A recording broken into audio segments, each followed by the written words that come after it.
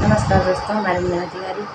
आज आप सबके बीच में एक बहुत ही प्यारा, बहुत ही ज़बरदस्त शिव भजन लेकर आए हैं। बहुत ही प्यारा भजन है, इसलिए भजन को पूरा लास्ट तक सुनना। जैसा लगेगा अपनी राय कमेंट के माध्यम से ज़रूर बताना कि हमारा भजन आप सबको कैसा लगा।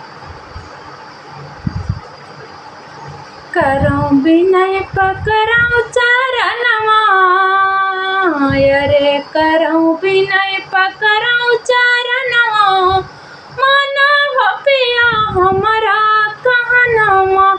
करो विनय पकड़ो चरणवा, मानव पिया हमारा कहनवा।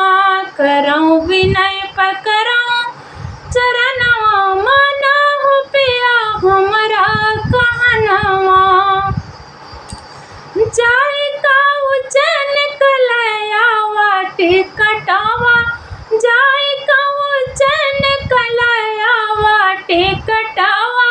बोल महाकाल का गायावा दर्शनावा, जाई का उज्जैन कलयावा टिकटावा।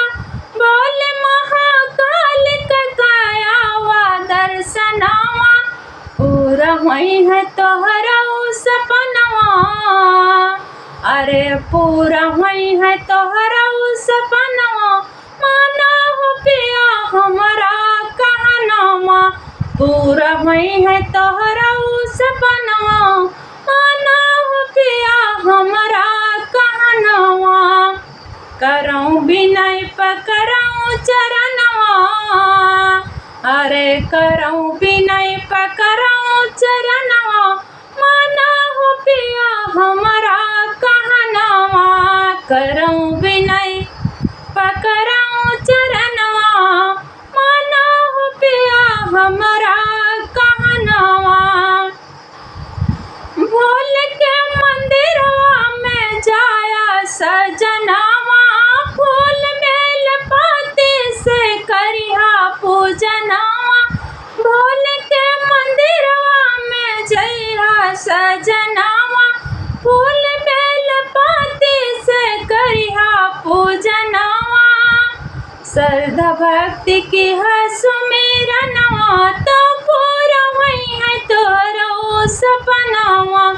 श्रद्धा भक्ति की है सुमिरनवा, तो पूरा हुई है तोरो सपनवा।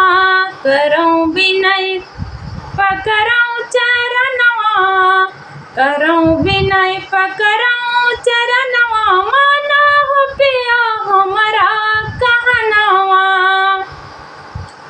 भोल के मंदिरवा में जाया सजनावा, गंगा जल अक्षत चढ़ैहा सजनावा। भोल के मंदिरवा में जइहा सजनावा, गंगा जल अक्षत चढ़ैहा सजनावा। अरे भंगिया कै भोग जाऊ लगैहा, अरे भंगिया कै भोग जाऊ लगैहा, तो पूरा हुई है तोहरा मंगनवा। भंगिया कै भोग जाऊ लगैहा, तो पूरा हुई है तोहरा मंगनवा।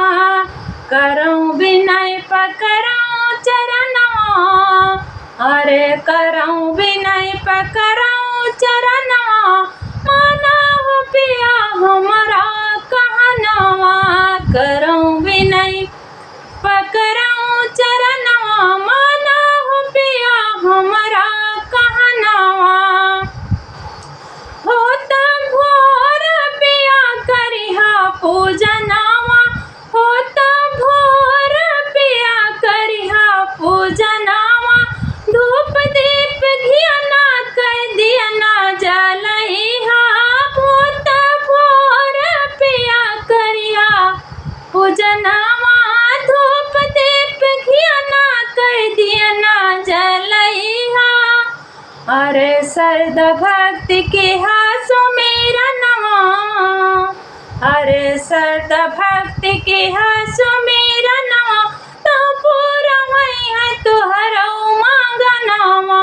श्रद्धा भक्ति की है सुमिरनवा,